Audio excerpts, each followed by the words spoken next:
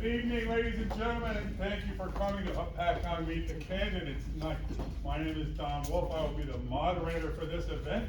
If everyone would please rise for the Pledge of Allegiance.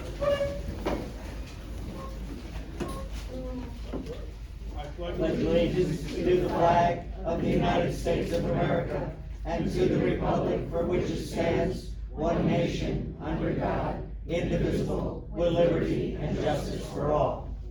Thank you. I'm going to real quick read the rules. They are available on a couple of tables if anybody wants to study them. We'll just go over them really quick. Every candidate here this evening will be given 2 minutes of introduction time. So they will give a 2-minute opening speech, and there will be a courtesy reminder that they have 15 seconds left. Candidates who have prearranged for a statement, none of that has happened, so we don't have to worry about that. The order of the candidates will be, and the question will be the same as is on your ballot that you have received or will receive for the primary on June 6, 2023. Questions will be asked of the candidates by me. Candidates will have 2 minutes to respond with a courtesy reminder of 15 seconds remaining in their time. There is an opponent in this category, which there is not. We don't have to worry about that. It will not be possible to ask and answer all the questions written to the candidates this evening. However, that may not be true either. All candidates and audience members, please understand we will keep this as professional and courteous as possible. This is not to get into a debate match. It is just to ask questions and learn what the candidates stand for. If for any reason this level of professionalism is not being maintained as a candidate or audience participant, you will be asked to leave the venue. Candidates will have 2 minutes of a closing statement. Candidates and audience participants can feel free to mingle after the question and answer period. There will still be time to stay and talk to the folks. That is it for now. I am asked to remind you that should there be a fire, there is an exit on this side of the room, and there is an exit on this side of the room. So there are 2 ways out in case of emergency. I will now introduce the candidates. Running for state senate on the Democratic ticket is Edmund Khanoo.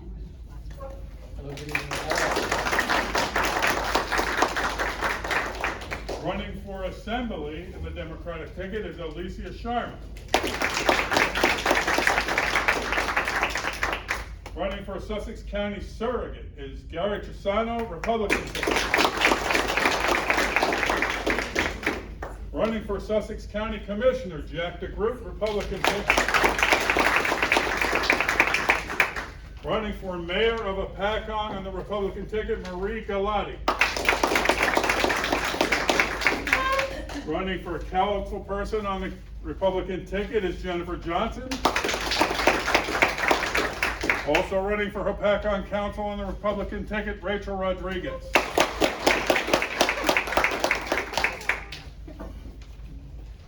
We will have the first opening statements, starting by Edmund Khanoo. If you would, sir. Good evening, everyone. Thank you very much for coming today to listen to us and what we have to offer and what we can do for LD24. I've been for 30 years. I'm a professional accountant. I hold 4 accounting designations. I'm also a certified forensic accountant, a registered forensic investigator. I'm a CFO for a non-for-profit organization in Warren County. I'm married to a beautiful and brilliant wife that always keeps me honest and challenges me. One of the most brilliant minds I've come across in my life. And I'm grateful to that. I have 5 kids, 4 daughters, and 1 son. Could you imagine that? So I'm here, I'm running to effectively represent my district. I've been sitting on the fence as a person there all the time, looking on. I've decided that the events of the few years that happened, I think it's time for me to make a statement. When I was growing up, I was young. I was born in British Guyana, British trained in South America. At a very young age, I got involved in politics because of the social injustice that I saw that was happening. I was very active in my youth, and I believe that the young people are the future of then, and I believe young people in the future now, for America.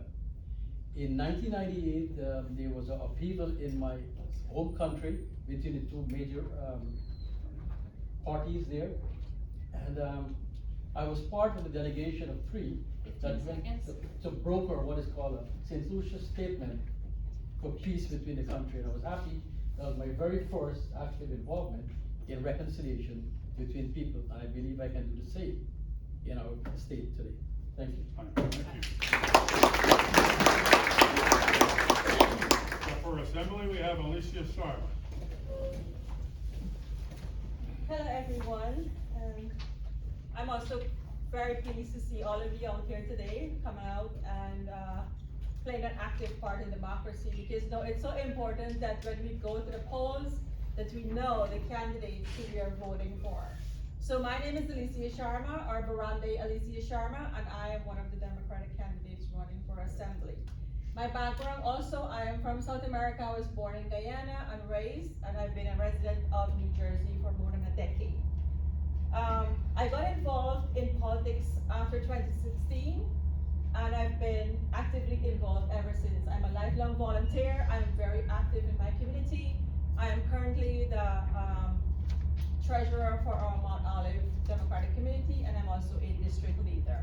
I strongly believe in community engagement, because that's where you meet people, that's where you talk to people, that's where you interact, and that's how you know about the issues that people are facing. And by talking and interacting with people, you're able to put forward policies that will benefit them. So that is one of the things that I would like to do should I be elected to the New Jersey Assembly, to represent the people of LD24, to bring the issues that are most important and close to their heart, to strengthen, to ensure that each person is represented, despite your race, your religion, your color, your socioeconomic status. It doesn't matter.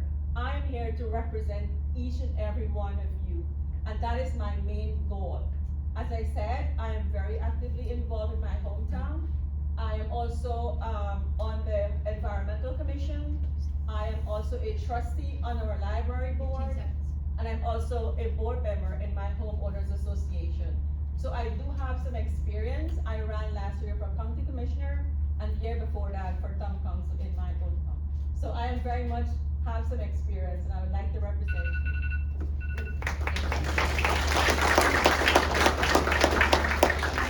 For Sussex County Surrogate, Chiusano. Thank you for everyone coming out. Tonight's a little bit different for me. I'm probably going to leave after the intros because I'm uncontested. There's no one here running against me. There are no questions for me, so I'll leave the evening for these folks. As the county surrogate, I want to ask a couple questions. How many of you been to the senior events where I've come to speak, or Jeff Parrott? How many of you? Come on, there's a couple more. All right, a couple more. How many of you are New Jersey taxpayers? Okay, so a couple things I want to tell you about being a New Jersey taxpayer. As the surrogate, well, one more question. How many of you know what the surrogate does? Oh, very good. So you've been to some of our seminars, or you've had some personal experience. Well, as the surrogate, we have to probate, we pass on the wills to make sure that they meet the statutory requirements. If there's no will, then we have to appoint somebody to be the administrator of the estate. We handle the minor's trust accounts. A young child gets bit by a dog, or what's happening more often, a kid sues the school because somebody else sued the school. So everybody sues the school and everybody gets all these dollars. They call them, harassment, intimidation, and bullying. Those lawsuits we said years ago when I was in the assembly, that's going to be a payday for trial attorneys. Well, that's what we're seeing now. Well, when those funds come in, they come to our court until the individual turns 18. We also oversee the adoptions of incapacitated people, and we oversee the adoptions of minors and adults, and the guardianships of incapacitated people. Excuse me for that. Well, I want to tell you a couple things about what's been going on in the surrogate court, because we only have a couple of moments. In the last 2 to 3 years of the pandemic, U.S. county taxpayers should know this. 15 seconds. Your surrogate court was closed 1 day in 3 years. Every other day we were open for business. We handled the customers. We did it through the mail, but we didn't work from home. We were in the office unless you were personally suffering from COVID or you were under quarantine. We worked in our office. So you should be proud of that, folks. Thank you. For Sussex County Commissioner, we have Jack DeGroot. Good evening. So first and foremost, I want to thank my Lord and Savior Jesus Christ for filling my lungs with air and allowing me to talk to you amazing people tonight. I also want to thank, absolutely. I want to thank Jim O'Brien for inviting me. Once again, my name is Jack DeGroot. I'm a 24-year-old produce farmer from way up north, Wantage Township. Grew up all my life here in Sussex County. The only time I've been away from Sussex County was during my pursuit of higher education. And during that pursuit and my time away, my appreciation and love for the county skyrocketed. My love for the natural beauty, unique heritage, and more importantly, the hardworking and resilient families and individuals that call this place home. You guys especially. And I want to be the voice of you guys. I want to be the voice for the taxpayers of this county. And that's what I want to do as commissioner. A little bit more about myself. Graduated High Point Regional High School in 2017. I was a 1,000-point scorer there. Fortunately enough, I continued my basketball playing days at Marywood University. Played 4 years there. Graduated in 2021 with a bachelor's of mathematics and finance. I love numbers so much, I continued my education up to University of New Hampshire, where I'm tying up the loose ends of my Master's of Statistics degree. At New Hampshire, I was fortunate enough to be a teaching assistant and actually a professor this past summer, taught statistics for engineers. A lot of numbers. But along with that, I was fortunate enough to work alongside the governor of New Hampshire, Governor Christopher T. Sununu, and that experience alone in state government was so worthwhile to me. And the experience in state government and my educational qualification, I didn't want to waste any time giving back to the community that gave so much to me growing up here. And that's why I'm running for Sussex County Commissioner. And I hope to earn your vote on June 6th. And yeah, thank you all for having me here, and God bless. Thank you.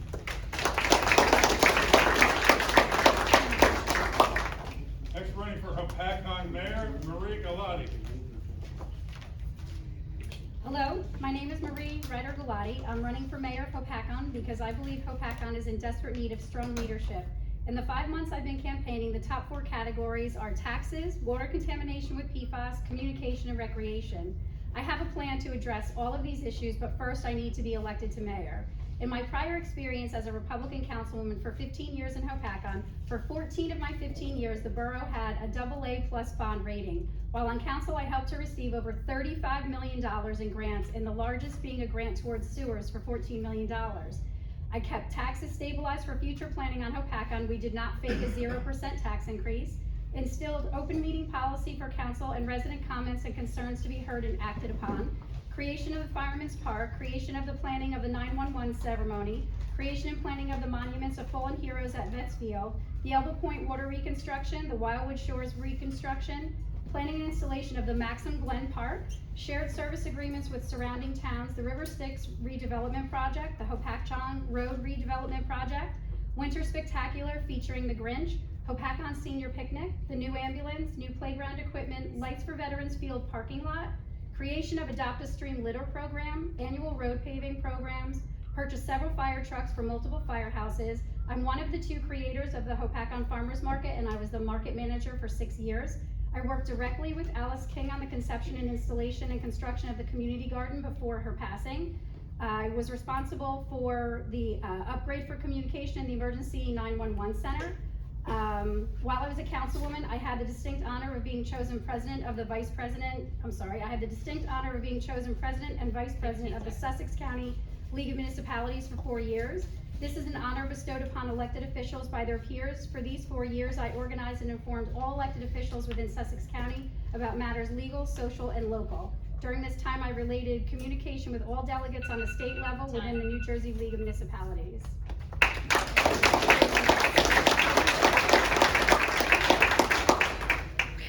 Running for Hopatcong Council, we have Jennifer Johnson.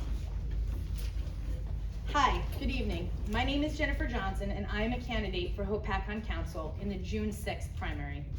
I have been married to my husband Kyle for 17.5 years, and am the mother to my 13 and 10-year-old sons, Chase and Cole.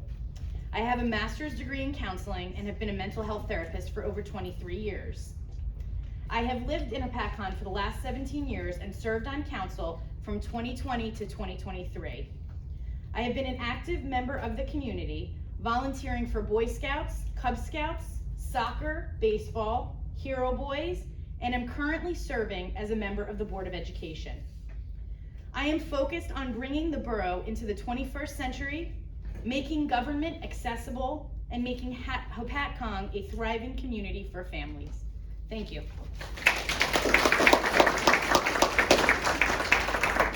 And also for Hopatcong Council, we have Rachel Rodriguez. We saved the best for last, right? The best. My name is Rachel Rodriguez. I'm a 33-year-old mother of 3. I am a proud wife to a New Jersey State Trooper. It's right there in the front.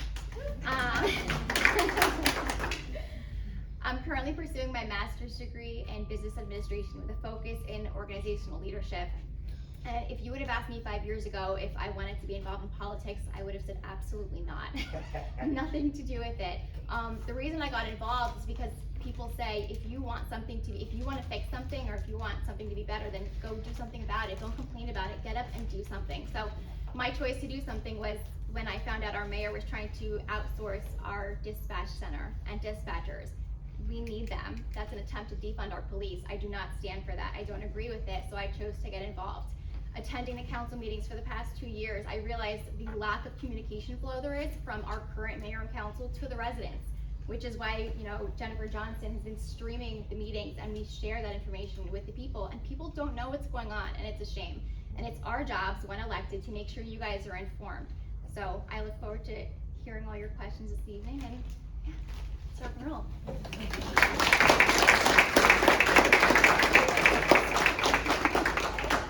All right, we'll start off the question and answer period. Remind you that we'll use 2 minutes to speak, and you'll have a 15-second warning. And then, your first question. Person is asking, would like to know what action is the state taking about the high levels of PFOAs and PFOSs in our water system. I'm very concerned about the health implications for everyone. That is being actually one of my platforms as well, in waterway pollution. And right now in Hopatcong as well, they are doing a enrichment program. The enrichment program would also damage, depends on what you use, the chemicals you're using, can damage the water life and be disastrous for individuals. We have not, the state of New Jersey has not really been active and proactive in dealing with pollution. Our waterway has been polluted all the time until we're doing nothing up in Trenton. I'm gonna call a spade, okay? That's what I do. I believe that there's alternative ways and different treatment that we can do, especially for enrichment. Look, I come to Hopatcong every year for the speedboat racing, right? I love the place. I love the water.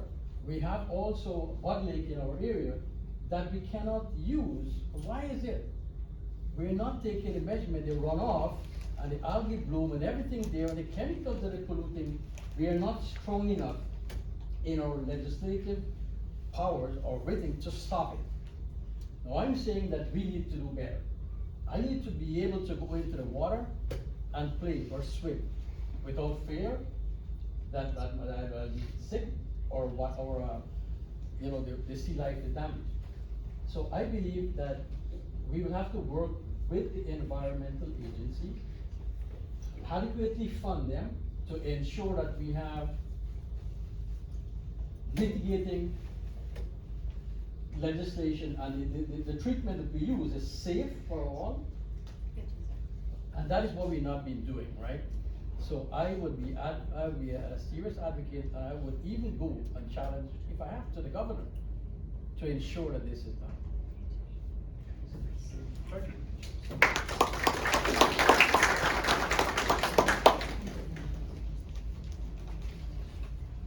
Ms. Sharma? I have the same question for you. Would like to know what is being done at the state level about the high levels of AFOAs and PFOSs in our water system. I am very concerned about the health implications for everyone. If you would. Well, I would, similar to what Edmund said, I believe, environment is a very big thing, and we all know that this is something that impacts our daily life, especially those that live within the community, that flooding or the lakes or environmental issues such as these affect their lives. So as a legislator, I would also work with my colleagues across the aisle as well as the different departments to ensure that we do not have this issue in New Jersey. And like everything else in government, right, it takes money and funding to get things done. So one of the priorities would be to ensure that we have enough funding to ensure that we don't have these issues going forward. Thank you.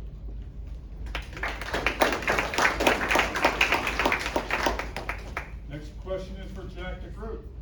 As a dairy farmer, what are your thoughts on raw milk sales being banned in New Jersey? I like this question, I really do. I wasn't expecting this question.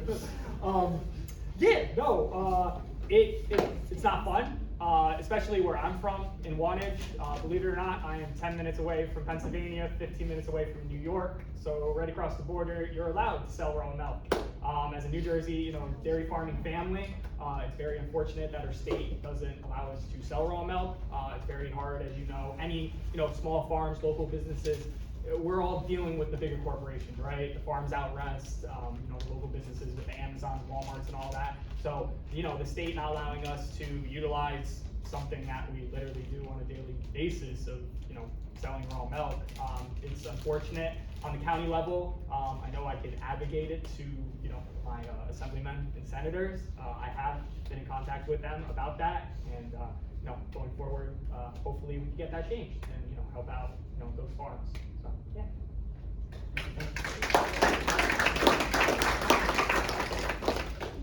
All right, for Marie Galate, the question is, how would you distinguish yourself and your running mates from your opponents? That's a great question. I would say one thing that we believe in is open government. We believe in communication. We believe in having the ability to have the residents know what's going on in the town. We all know, unless you know someone here, you don't know what's going on. There are many avenues that exist to be able to educate the public from a perspective of a municipality informing them. It's just that doesn't seem to happen here. And again, unless you know someone, you don't get to find out what's going on. So I know that with myself, Jen and Rachel, we're very forthcoming when it comes to information. And actually, most of you that have had a conversation with us, we actually probably talk too much because we get ourselves going because we're so impassioned about what we believe in, and we do not like being censored at council meetings where you only have one public portion to speak, you don't get your question answered, and they remove the second portion. So it's very difficult to get answers here. It's very difficult to communicate with the existing mayor and council. And as for our opponents, we've heard from many residents that they feel that the people work for them and that they don't actually work for the people. We believe that we work for the people. And once we're in office, that is something that we will continue to do continuously.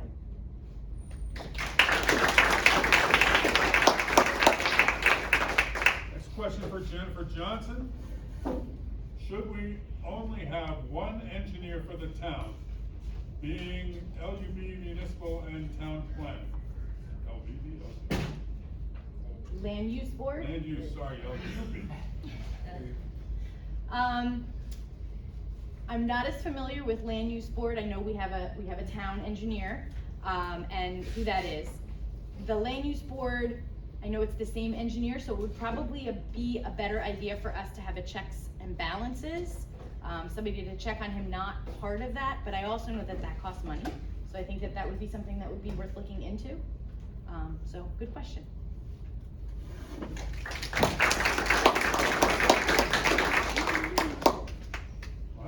Got the same question for Rachel Rodriguez. How do you feel about only having one engineer for planner, land use board, and municipal? So similar to Jen, I also believe, checks and balances. Sometimes, if you're working a long day, it's very easy to miss something. So you want to make sure you have a second set of eyes, a fresh perspective, because if you're looking at the same site plans or surveys all day, you might miss a measurement, or you might just miss something that's crucial to a development plan or something that the land use board needs to vote on. So not to, talk ill of anybody with an engineering degree, but I think sometimes two sets of eyes are better than one, just to make sure we're doing everything the right way.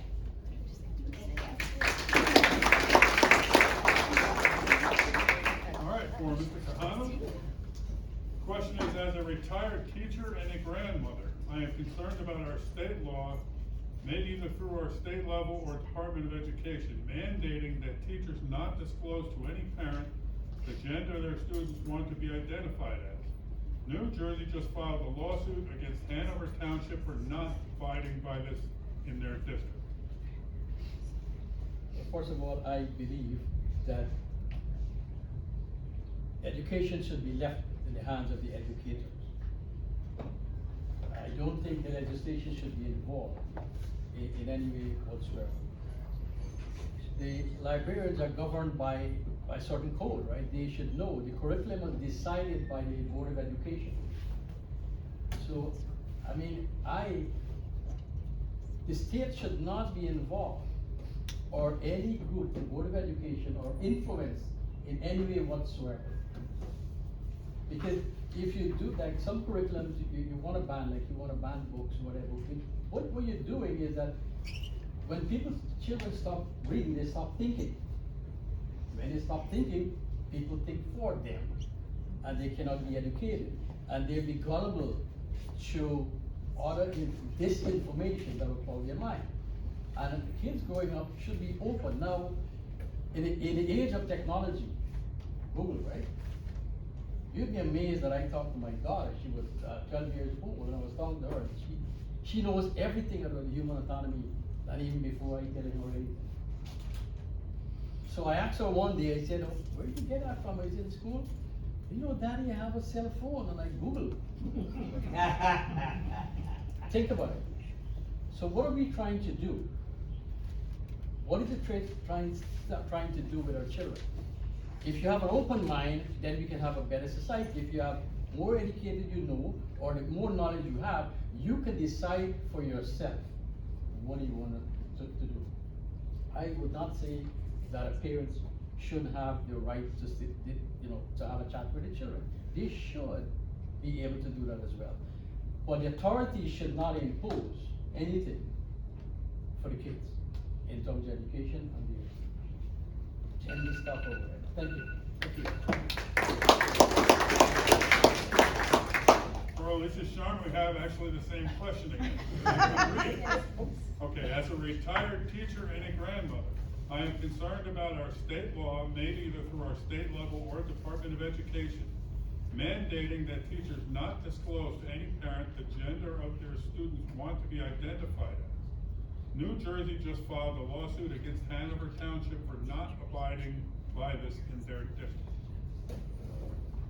So I also believe that this conversation, which I think is a very personal one and a very personal choice, should be between the parent and the child. I don't think the teacher should have to play that role in informing a parent that their child is either identifying as a male or female, or they or them. I don't think that's the role of a teacher. A teacher is an educator. And as someone who works in the education industry, I can tell you that teachers have a lot on their plate already to deal with. They don't need that additional burden of playing parent, right? They shouldn't have to step into that role as a parent.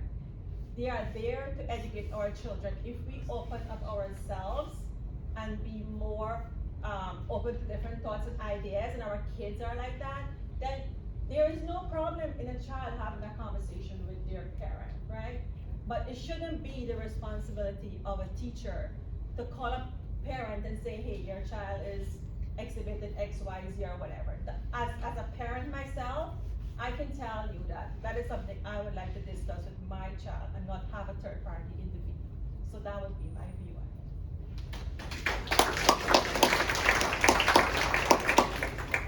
Jack, I'm sorry we're out of questions for you at this time. If anybody would like to add questions to the boxes, they are available. This question is for Marie Galate. As mayor, what would you have done differently about the reassessment we are having done now? Oh, that's a very good question. We've had 3 reassessments in the history of Hopatcong since the 80s. We had one in 1989. We had another one that was in 2006, and the one that's currently being done. There were 2 mayors at the time, Mayor Hodson and Mayor London, who managed to put off the County Board of Taxation for 20 years. We didn't have a reevaluation 1998 to 2007, almost 20 years. And I feel that having a reevaluation right now with the economy being the way that it is not a smart idea, because we all know what happened in 2007 when we had the reevaluation. All of the houses that people bought that were very high, all of a sudden now get assessed to the current level of what they really should be. And everybody was jumping ship because now their houses weren't worth what they paid for them. They left their homes. And I feel that the current mayor and council could have very easily have asked the county tax board, just like Dick Hudson and Mayor London did for 20 years, to just kind of kick it down till the economy was a little bit better in a year or two, and then come through and do it again. This is not the pivotal point to be doing a reevaluation in the borough of Hopatcong. 2 years from now, 3 years from now, possibly, but certainly not now when everybody is in dire straits, basically, with their expenses that they do have, and to now have the ability to possibly have the ability of their taxes going up, that's not where any of us really want to be.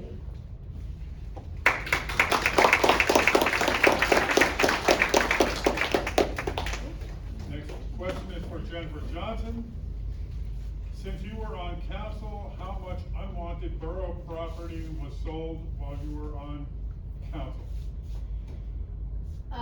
While I was on council, we sold over $600,000 worth of borough property, unwanted borough property. That's the answer. Short, sweet, just like me. Question for Rachel Rodriguez. Question is, why did you want to get involved? We'll talk about it again. So again, what got me involved was the outsourcing of our dispatch center. And to get a little more granular on it, there's Hopatcong residents and other residents that don't live in Hopatcong, but there are the couple that I know very well, Hopatcong residents. The knowledge that they have being a local resident of the paper roads and the unadopted roads that people at the county level won't know. If our police officers are calling for directions, somebody at the county level, no disrespect to them, but they're not gonna know some of these paper roads that you can't find on a map. The people with the knowledge here in town that know our residents, that call often, that know what we need to keep that knowledge here and to ensure that somebody's always there to answer the phone. So when I heard again that the mayor and council, the mayor primarily was trying to outsource our dispatch, it infuriated me. And that's why I'm standing and sitting here today, is to win a spot on council and make sure that the decisions we make for the residents of this town are smart ones and none that'll be or cause concern for public safety.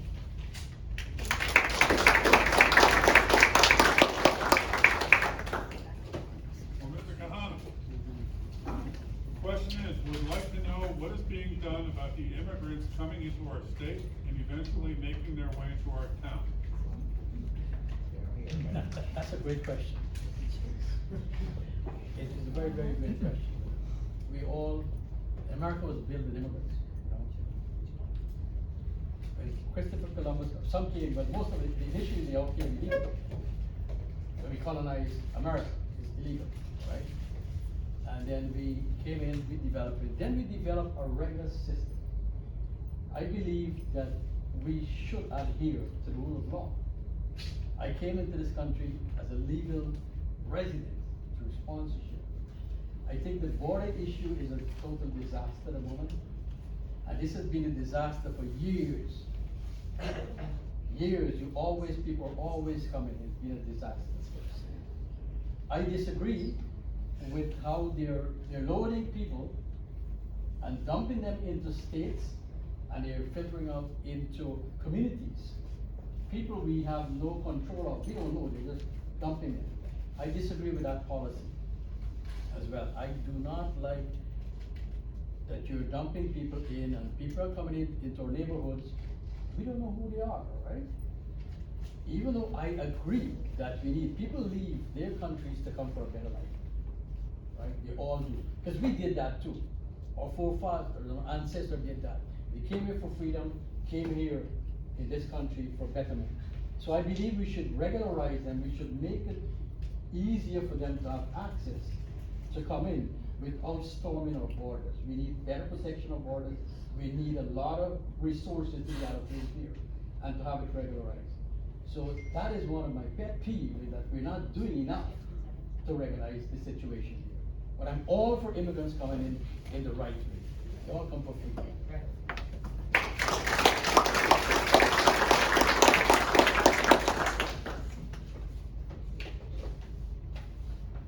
This question is for Alicia Sharma.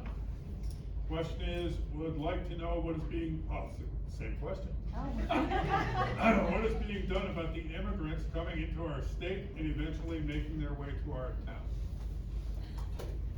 So as an immigrant woman, I'm gonna say I am also for immigrant coming into our country the legal and the correct way.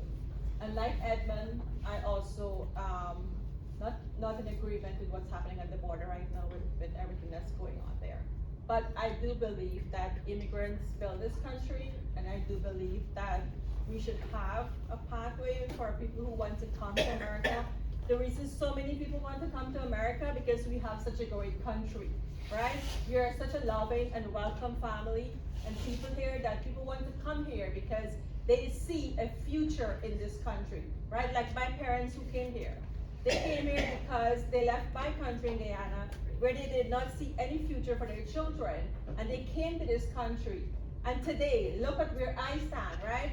20 years back, I would have never been here before anybody wanted for a state office to that. So I am all for immigration policies that are within the confines of our law. And I strongly believe that we should help people who want to come and have a better life. Also, if we have the resources, I would like to see us help the countries where these people are coming from. Because if we can help the countries as well, maybe that will help them from wanting to come to our borders. So that's my take on it.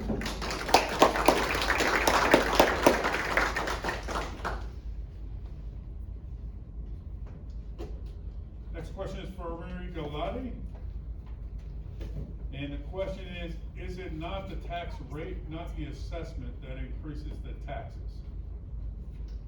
It is the tax rate that increases your taxes. Your tax assessment is what the borough feels that the house is assessed at. When you have a tax assessment, the county tax board says all of Hopatcong is worth $72 billion. So then that goes back to Hopatcong, and then all of the properties get divided into $7 billion. That's how it works. So everything that has a value on it, whether it's your land or your house, everybody in your assessment wants it to be very low because you don't want to pay taxes on what you have. However, when you're selling your house, you want it to come in very high because you want to be able to sell that house for all the money that you can get for it. But the assessments are a little bit more true value of what that house really is worth in the market today. When you're selling your house, it's what your house is really, the market is willing to pay for your house. And some people were being offered cash, money on top of what the selling price was within the last year or so for their homes locally. We all know that. We know people who really made it really good. But again, when you have the assessment being low is a good thing for the homeowner. But as for the municipality, when the tax assessor comes out, she's going to assess the dwelling by itself and the property by itself. So you do want to have a low assessment to be able to pay lower taxes. However, it does get distributed between everybody. And if you don't know it, you can file a tax appeal. It's like $35 through Sussex County through the tax board. You can file a tax appeal, which lets the tax assessor know that you're not happy with the number that she gave you, and therefore you can then have a meeting with her, sit down, and maybe you could do some kind of a readjustment. And I do recommend everybody to go look at your tax card at the municipality because there are many people being taxed on things that they don't have in their homes. My house showed 3 chimneys, it's 3 fireplaces, it's never had a fireplace. So go make sure your tax card is correct.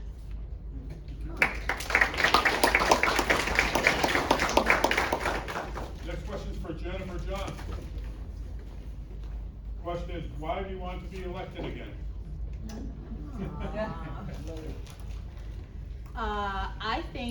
I know that I have a lot of unfinished business that I would like to accomplish for the borough. I want to work on bringing back the recreation camp into town. I would like to work on building a better relationship with the school. I would also like to really kind of bring the borough, I said it in my opener, bring the borough into the 21st century. The fact that we have to walk into the municipal building to get a piece of paper for a tort claim is, everything's electronic.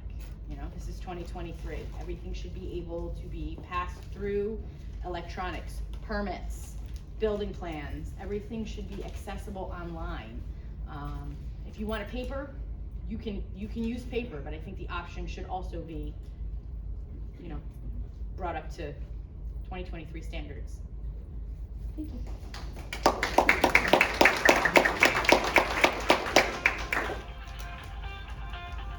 Next question is for Rachel Rodriguez. Question is, do you feel you are at a disadvantage because you have no prior council experience? Short answer is no. And the reason behind that is because at one point our mayor and council also had no experience behind them. The only way they got the experience they had today was being given the opportunity to serve the community.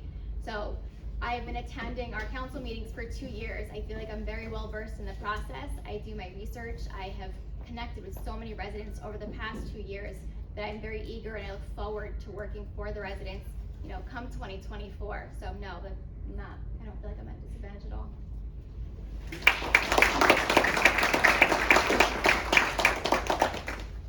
Next question is for Jack DeGroot. Ooh, nice. Came through. Question is, how will you balance the Sussex County budget and keep our county affordable? Yeah, great question. So as many of you know, the Commissioner of Rural predominantly manages the county budget, and really, I want to maximize, you know, all of the community services. You know, whether it's agriculture, whether it's with the lake or whatnot. You know, the Commissioner Board and I obviously want to work together. I believe in collaboration. So working and hearing with municipalities like Hopatcong and the other 24 or 23 municipalities, seeing how we can, you know, work together to save the taxpayers' money. That's really, you know, collaboration and just, you know, working together as a team, and having a unified decision on what are we cutting, what are we, you know, trying to save you guys. That's what I'm going to be trying to do as your next commissioner. So.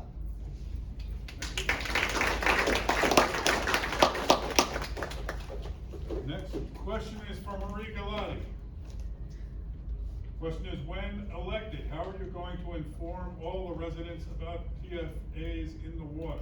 Ooh, that's a great question. So I had an issue with PFAS and I have been very, very educated in the last few months on that.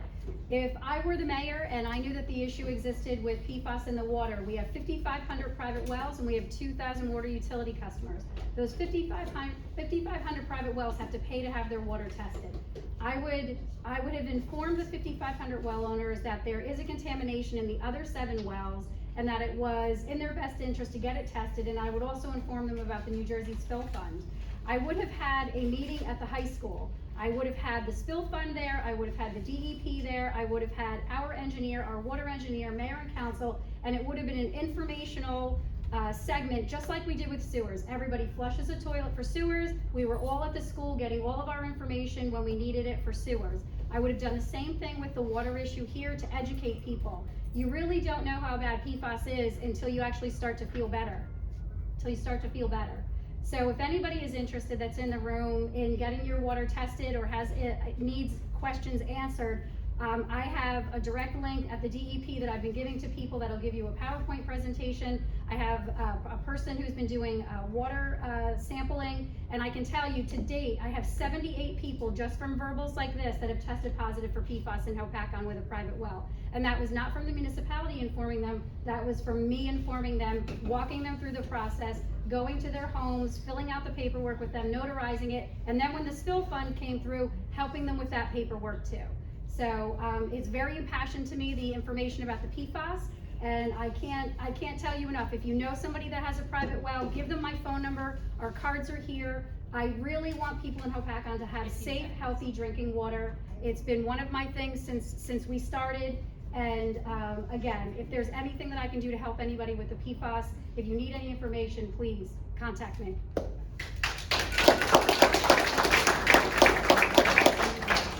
Next question is for Jennifer Johnson. Question is, how many employees use town vehicles for personal use? Okay. You're asking for my knowledge of the personnel manual, so hold on. I think that there are 5 borough employees that have borough vehicles. The tax assessor, the administrator. No, the CFO does not have a car. There's the fire marshal, oh my goodness, hold on. The administrator, the tax assessor, the building code, the zoning officer, the tax assessor. Didn't I say the tax assessor? Oh, now I'm very confused. There are 5 borough cars: fire marshal, the fire chief, the police chief, the administrator, and the tax assessor and the code official. That's it. The CFO does not have a car. Those cars are also not authorized to travel out of state. Oh, the DPW superintendent has one as well. They're not authorized to be taken out of state. If that's where the person was going with their question, they're not authorized to do that. I'm sorry to have confused you.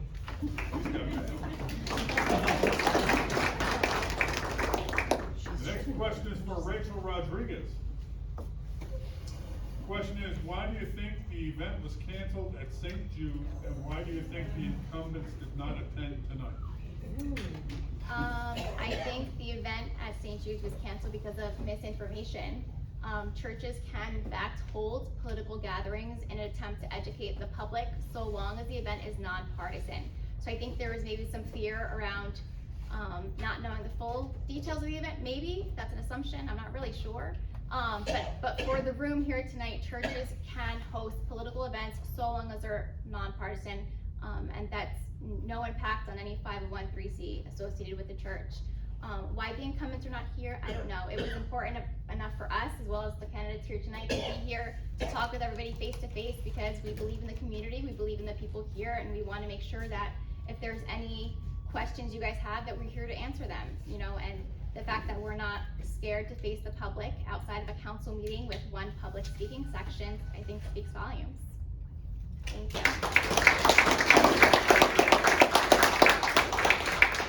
Next question is for Edmund Khanoo.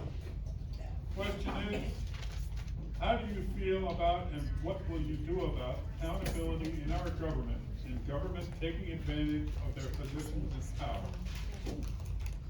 Very good question. Actually, our slogan for running is ART: accountability, responsibility, transparency, and inclusion. Something which is missing up in trend. I believe that a government should be accountable and responsible, should be every single resident in the state in which it operates. Government is supposed to be about public service. We are not transparent in many cases. We are not inclusive, we're not accountable. So government could do what they feel like doing based on party line or however they want to do it. I do not believe that a government should be partisan. When you're running for office, you can have your partisan line, right? That's the platform you go on. But once you're elected to represent every single constituent, irrespective if they vote for you or not. That's your job. You've got to do what is best for the citizens. Not what you think, what your party decides, but what is best for the citizens that you represent. It's a different ballgame.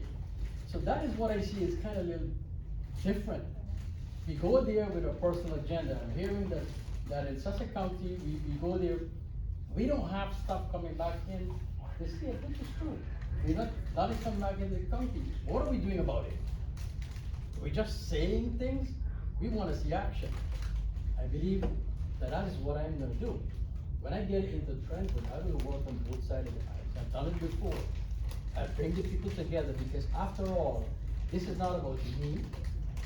It's about us, the people, the livelihood, the betterment of our state as a whole. And I'll hold them accountable.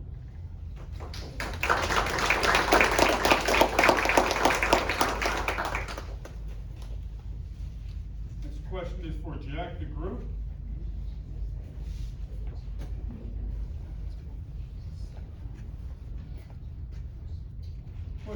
Dawn Fantasia has been all over the radio, and we may see many signs in town. Why do you feel we should vote for you? Can you repeat that question? Yes, I can. The question is, Dawn Fantasia has been all over the radio, and we see many signs in town. Why do you feel we should vote for you? Yeah, the question's directed at me, not Don Fantasia, right? Yes, correct. Okay, yeah, it was just thrown off because the first part was just random. Why you should vote for me? Okay, yeah, great. So, really, I want to represent a beacon of hope that the future generation does care about the local community, about politics, about government. I want to represent and show the past generation that, hey, Sussex County is going to be preserved. It's going to be, what it was when you all grew up, when you lived here. I want to make sure that my children, my grandchildren had the same life that I had growing up here. And, as a young figure who's entering the political scene, I really care about preserving Sussex County and its unique heritage, its agriculture, its natural beauty, like Lake Hopatcong. I want to make sure I preserve and have the collaboration between the local municipalities, starting joint meetings, because we got to remember, collaboration brings new ideas when acted upon brings innovation that is better for us, the taxpayers, the people who live here.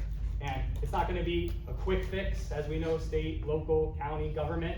It takes some time, but with the right investments in the right place and investing in the youth right now, Sussex County could be harvested for a brighter future for all of us here. Thank you. Next question is for Marie Galate. Seems to be a trend. I would like to know about what action you would take about notifying the residents about our water quality and what you would do to improve our drinking water. Great question again. In reference to the drinking water, there are several things. We have 7 municipal wells that are contaminated, and then we have 55 private well owners who don't really know what's going on because they've never been notified. So it would be very easy to notify the 5,500 private well owners just with a mailing, something to that effect. You could put it in the tax bill, you could do a bunch of different things. The private well owners have to test their own well. Once they test positive for PFAS, the DEP immediately tells them they cannot drink their water, they cannot cook with it. You then have to go through the spill fund. My process went from January 3rd, and I received my check for the water that I bought. It was April 11th.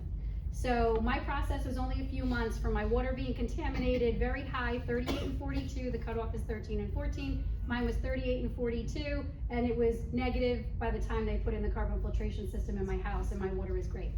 I would also let the utility customers, there's only 2 wells that have been retrofitted. There's 5 still that have not been fixed, so those wells are still contaminated.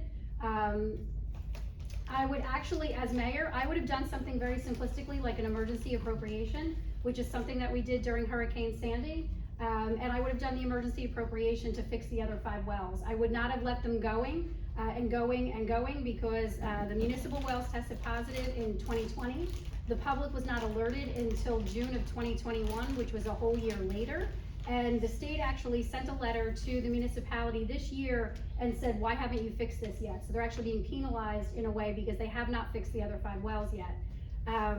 So for myself, I would definitely have done something to move along the notification to the well customers, the water customers that are paying for water. I would have definitely fixed those wells within the time that they were supposed to be fixed. And I certainly would be educating the 5,500, which is 11,000 people, 2 people to a home. I would definitely be educating them about the possibility of the PFAS.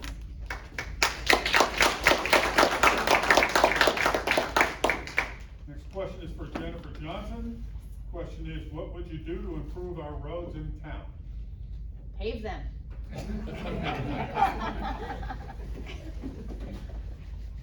I think it's very simple in the budgeting aspect to come up with a simple list of roads, and every year a new set of roads gets paved.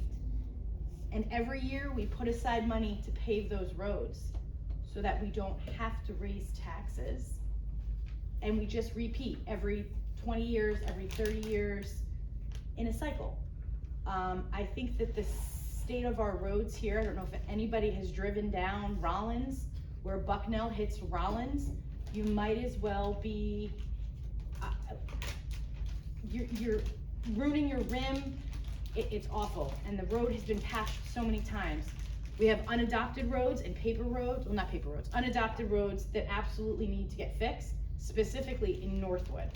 I know that there is, Thompson Lane is just the one that comes to mind because I know I go to the NCA meetings, and Thompson Lane is a mess. There's a hole in the middle of the road that they just stuck a cone in, said, just drive around this. Just drive around it, don't worry about it. And if I had some time. I also want to say we have 7 borough vehicles. It's been like eating at me. The administrator, the tax assessor, the DPW superintendent, the police chief, the fire marshal, the code official, and the fire chief. Of those 7 vehicles, 1, 2, 3, 4 of them live in town. 4 of those guys live in town. So even if they take their cars home, they're driving in town, okay? The other 3 do not. Thank you, that's all.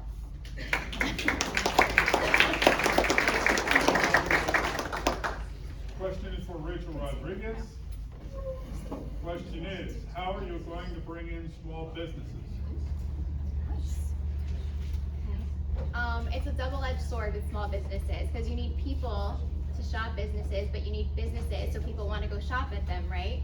So it's not an easy fix. It's not an overnight fix. What I would do personally is, number one, I can't speak for the small business owners. I don't own a small business. So the first thing I would do is go to every small business owner in town and see what's working, what's not working at a municipal level for them themselves. And then I would also meet with the owners of the properties here, not the tenants, because that's the business owners, but the property owners, and as a municipality, talk to the owners and see what incentives can we offer in the leases to new businesses, so it's easier for a startup or for somebody to want to come in, because again, it's a double-edged sword, being that we need businesses for people to come to town to shop, but we need people to come here to shop those businesses. So it's not easy. There is no right answer because it's going to take time, but there's a lot of work behind it that needs to be done. So the work has to be done. That's it. Thank you.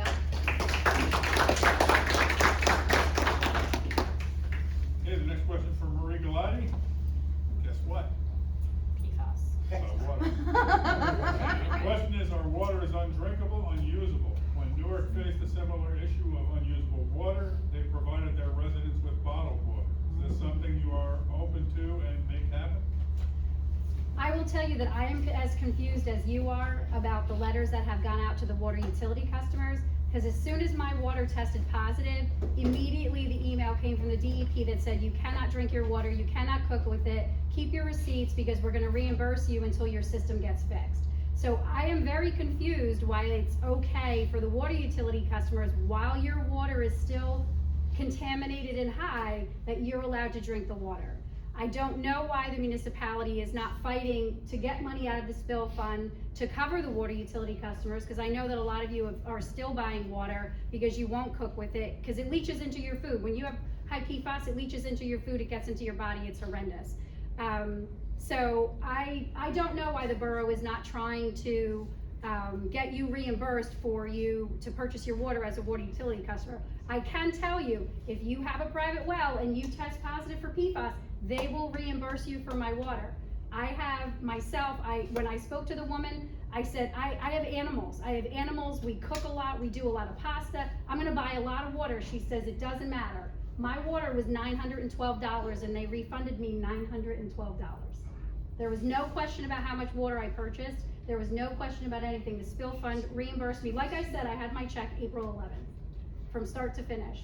So I don't know why. If I was the mayor, I would be trying desperately to get my legislatures at the 24th district. I'd be trying to get them to find out why the town could not get the utility customers to get their water reimbursed to them or water provided to them, one or the other. But I am just as confused as you are as to why the utility customers cannot have water provided to them, because the state tells you as soon as you test positive and you're a private well owner, you cannot drink the water. I don't know the discrepancy, but I wouldn't have it. This question is for Jennifer Johnson. The question is, how would you improve the relationship between the council and the Board of Education? Oh, awesome question, because I'm on the Board of Education right now. When I was on council, I was on the school committee, and there really was no committee. And I set up a bi-weekly meeting with the superintendent to get a feel of what was going on in the schools, to offer feedback and hear feedback from him. And I think that that needs to be started up again, because I'm sure it's not happening right now. I have 2 kids in the school district, so I am involved in the, I was attending board meetings before I was on the Board of Education. But having that open line of communication, I see a lot of blame being, it's the school's fault, it's the town's fault. I believe we're all taxpayers, we're paying into the same system. They're benefiting us both. We can work together. I've seen it work in towns. Mount Olive is a great example. Mayor Greenbaum and the superintendent worked fantastic together to create this wonderful, the dome at the high school, right? Fantastic. It was a collaboration between the community and the school. I mean, that was, I'm not going like, let's build a dome. Don't misinterpret what I'm saying. That's not what I'm saying. But it can work. We've all seen it work, and it can work. And it's to benefit us and our children and our tax dollars and what we're paying to have that kind of relationship with our schools. Thanks.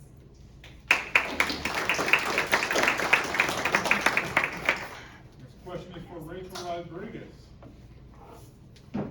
Question is, do you feel the land use board should still be on Zoom? No. Only for the nights when the calls are 4.5 hours long. Oh, yes. Watch them from your pajamas. No, I think all of our meetings should be brought back in person, and we have the technology to do hybrid meetings. So have our meetings in person. For those who can't join, you have the option to stream in. We have the technology is there. That means it's just not being used. So if either somebody doesn't want to do it, they're not sure how to do it. I have personally offered at council meetings, not to the land use board, but I've offered to run it for them just to make sure as many people as possible are informed with what's going on. So land use board meetings should not be solely on Zoom. They should be back in person. We should also offer hybrid meetings. Thank you. Question for Marie Galate. Question is, can you tell us what activities you created when you started the Hopatcong Business Association and what happened to them? Wow, so in 1994, I'm one of the original creators of the Hopatcong Business Association. We had about 87 members, and as part of that group, there were no functions or things happening in town. So one of our first functions that we had was Kids Day on Ice. We did it at the state park, we did it at Crescent Cove Beach Club, we did soapbox derbies, we did fireworks at the high school, and we had the New Jersey Pop Orchestra that was there. Hopatcong Days was a clown in the park for a couple hours with somebody giving out ice cream. We came in and revamped Hopatcong Days to what it is today. So it's a nice full weekend, and you have rides, and there's bands, and there's things from the morning till the night. We actually would do concerts in the park at night also. 45 RPM was a huge person that was there. In the fall, we created the Halloween parade. I can do the Halloween parade in my sleep. I've done that parade for 27 years.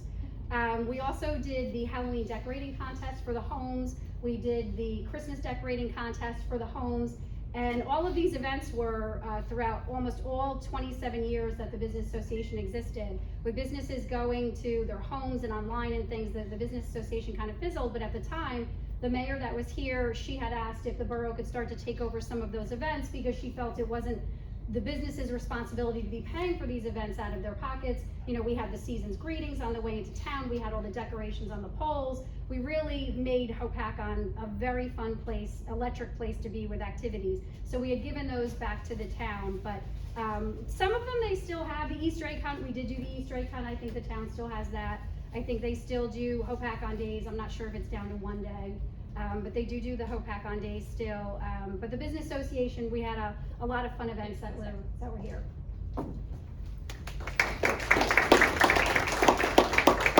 All right, we have hit our time, but there's only a couple of questions left, so we're gonna try and go through them real quick. Don't feel that you have to take the 2 minutes, but you still have the 2 minutes. Jennifer Johnson, next question is for you. Why do you think it's important to bring back summer recreation camp? Oh, gosh.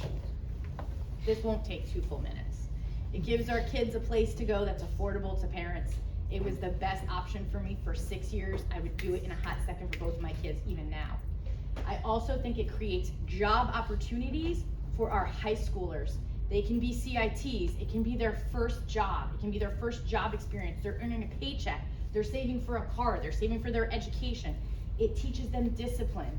It was a fantastic program to have, and the best thing about it is that it costs the taxpayers zero money because it's completely self-funded, and they got rid of it, and it makes me upset, so, thank you.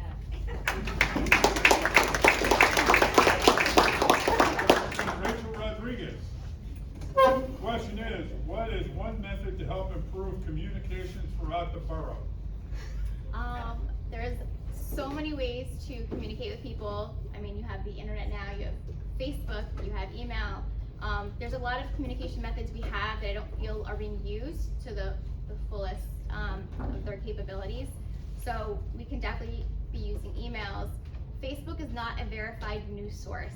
Okay, so I don't go there for my news, but the number of Hopatcong Facebook groups there are, I can't keep count of how many there are, but there's a lot of questions in there from residents, and I feel like there should be either a formal municipal page that doesn't just share events, but that notifies people of what's going on.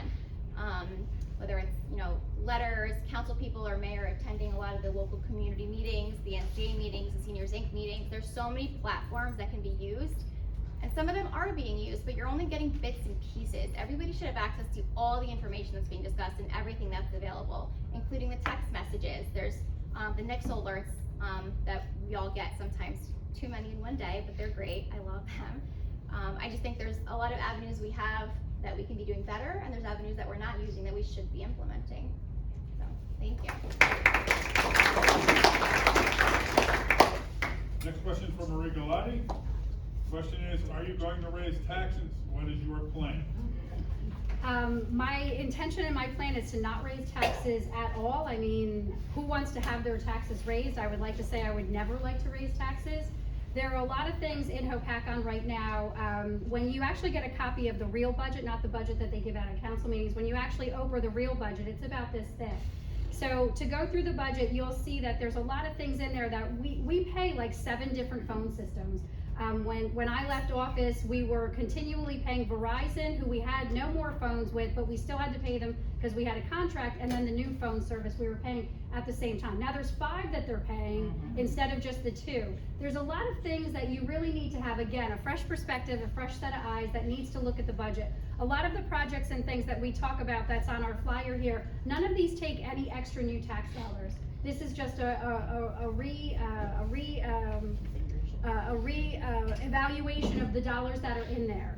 There's a lot of times that you can actually look at things and just say that you can do something a little bit better. We actually have another position that's here where we actually had 2 full-time people and a part-time person hired in the same position because the full-time person had not left yet. They were covering her with another full-time person. They both have health benefits, by the way, so that's another $15,000 per person. So that's another $30,000 on top of both their salaries.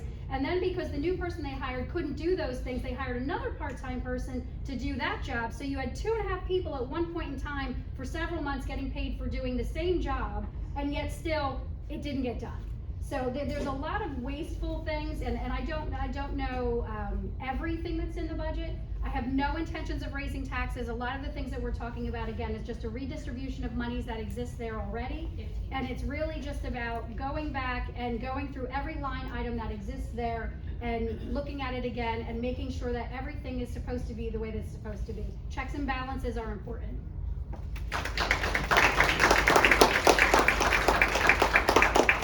Question for Jen Johnson. Question is, our current municipal lawyer has had ethics problems and has connections with the current mayor and major landowner. How do you feel about reappointing him? I think if you looked at the public record, I am the only council person for 3 years in a row to vote no on his appointment as our borough attorney. Unfortunately, I had to vote no to all of the professional services because it's under one resolution. I asked the last 2 years for them to be pulled out so we could vote on them individually, and I was told no. So I had to vote no on all of the professional services, unfortunately, even though we do have some really talented, qualified people working for the borough. I think that there is a conflict of interest that exists between the fact that the mayor as the attorney is the brother-in-law, is the brother to, oh my goodness, hold on, I gotta. The mayor's daughter is married, was married to the attorney's brother. Can you follow that? Okay. It took a little. I think that he also, our attorney, represents the largest property owner in Hopatcong, being Hudson Guild. And I think that is also a huge conflict of interest. So, no, I would not vote to keep him on. Thank you. All right, last question for Marie Galate. All right. Whoa. Question is, how would you improve communication with Hopatcong residents if elected? That's an easy and a great question. So there are things that are available for municipalities that Hopatcong does not use. There are things that you can send email, text messages, and you can actually choose how many of those you want to receive. Whether you want to receive a lot of messages, not a lot of messages. A lot of municipalities use it. There's a lot of communication skills that are not used in the borough here because, again, it's all about who you know. That's how you get your information here. If you know someone, you get to know the information. If you don't, you're kind of out in the cold. So to improve communication, I would definitely use a system that would allow people to get emails, text messages, phone calls about what's going on. We would certainly utilize the website. We would certainly redevelop the website because it's an eyesore. It's very difficult to see. None of the information is out there about what you're looking for. You really have to hunt and peck, and it's not where you think it's supposed to be. It shouldn't be so difficult to get anything done here. You go to other municipalities and it's just glowing. It's very easy to get from point A to point B. To get an answer here, it's very, very difficult. I don't want to hear that. Once I'm mayor, I don't want to have people say, I really had trouble getting this done. I want people to be able to freely and flowingly be able to get their information and be able to get whatever it is that they're trying to accomplish in the borough of Hopatcong done without having to go back to the borough 6 or 7 times because they didn't get it right the first time. We need to be able to communicate with residents so that residents are aware of what's happening when it comes to a perspective of their water, of the police, of the fire. Our emergency services here are phenomenal. However, you would never really know that because you never hear that. That's never said at council meetings. Just recently it was, but it's also less than a month before an election, so that has something to do with it. But the other parts of communication are not just about seeing somebody out and about. We are all available. We have our cell phones, we have our email addresses. Everything has been available since the day that we started running, and we have been able to help so many residents with problems that they do have, and we're not even in office yet. Thank you. Well, that brings us to the end of the question and answer period. The candidates will hopefully stick around to mingle with you if you want to have some water or some snacks. Would like to personally thank all of these folks because they are doing the job that none of us wanted to step up to do. They are running for that, and I think they deserve a round of applause if you would.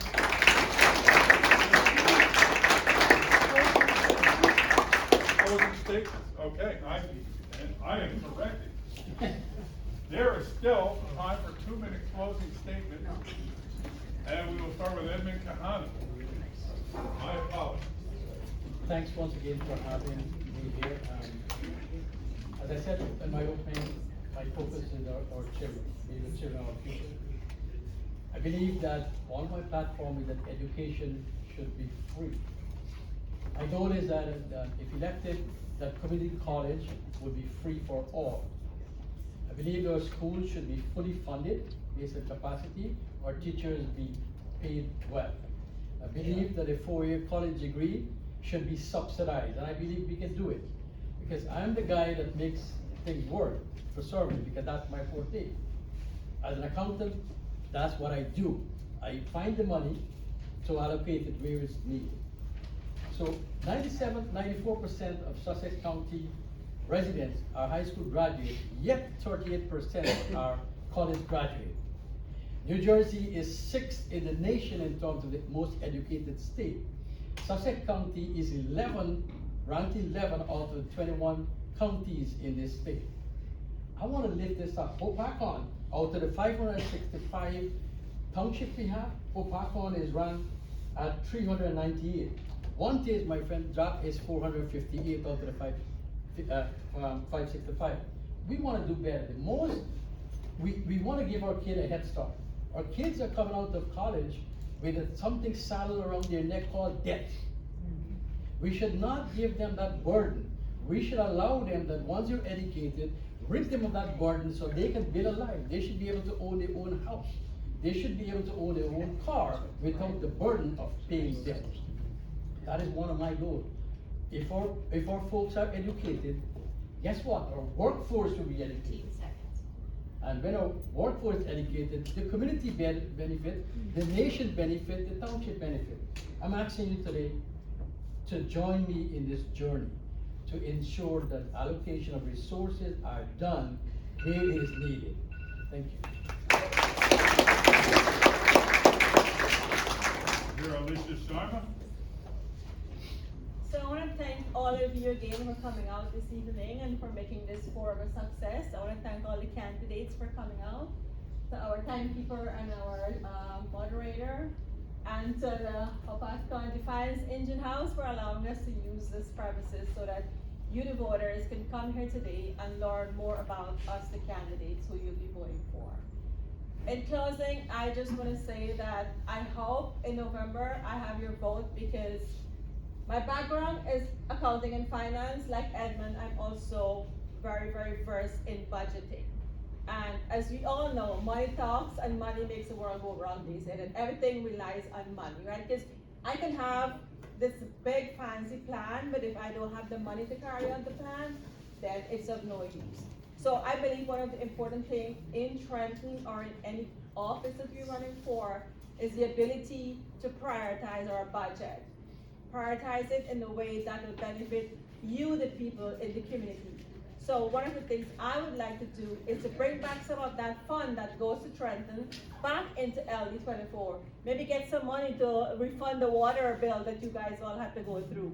So that's one of the things I would like to do, bring back some of the money to help to make each and every one of your life better, to improve the air quality, the water quality, our clean energy bill, help with our schooling. Those are all things that I would like to implement should I be elected. And I would like to thank you once again for the opportunity to come here and stand before you and to speak a little bit about myself. And to those of you who submitted questions, I hope I was able to answer it to the best of the way you would expect. If not, please come see me afterwards and we'll chat offline. Thank you. DeGroot. So thank you again for all coming out tonight. I really appreciate it, and we all do. I want to leave you with a quote: "Believe you can, and you're halfway there."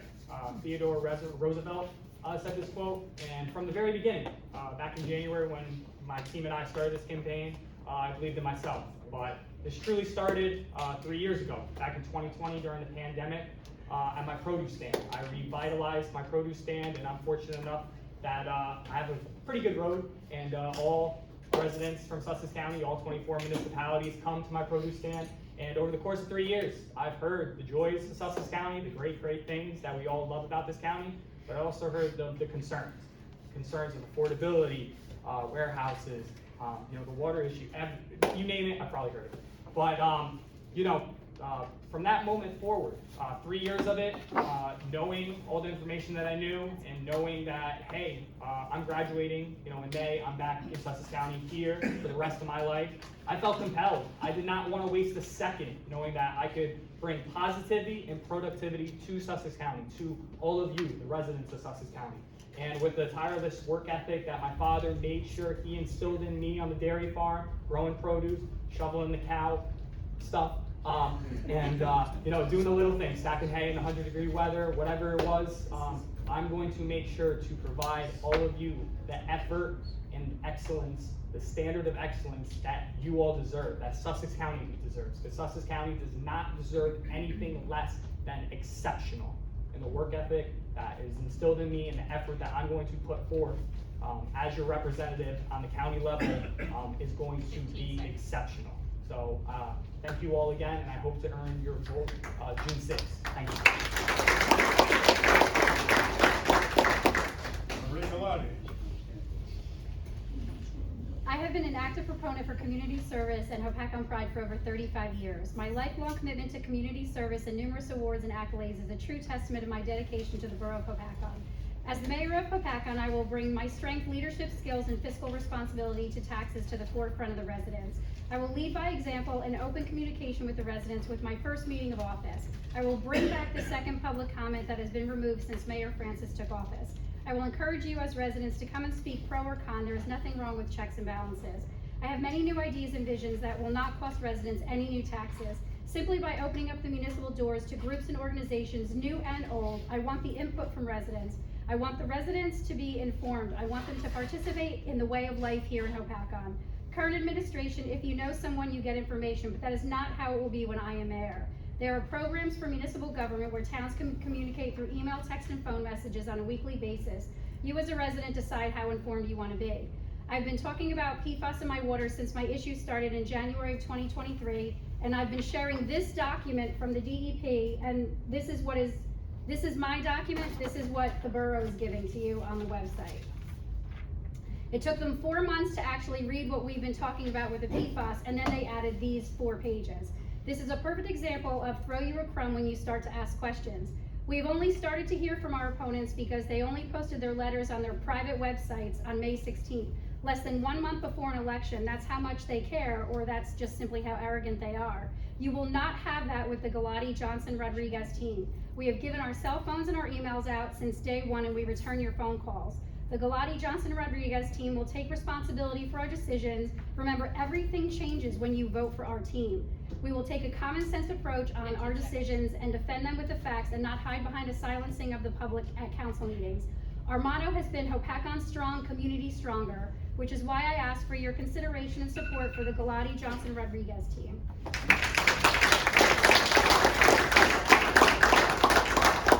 Jennifer Johnson. All right, thank you. I would like to thank all of you for coming out and engaging with us.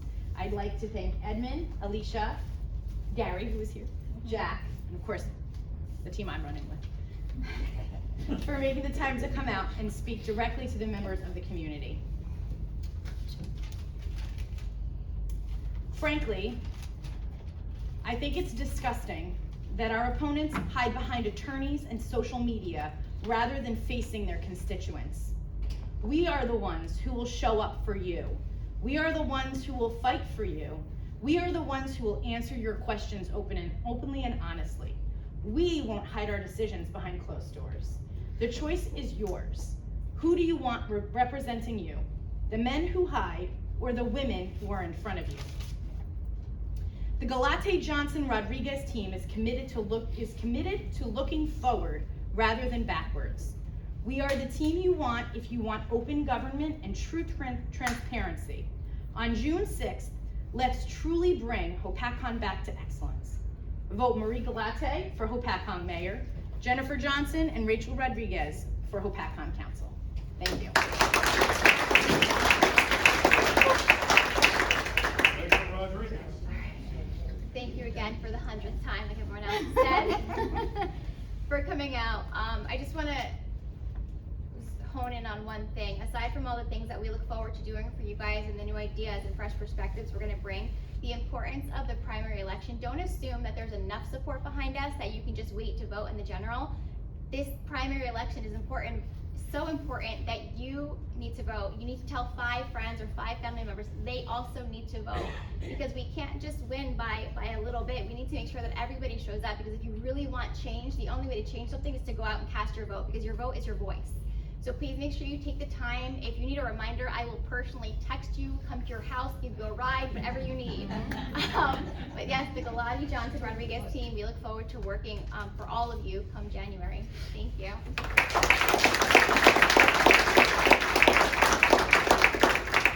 right, thank you again, candidates. We would like to thank Jim O'Brien for his efforts in executing this event for our community. Thank you, Jim. Everything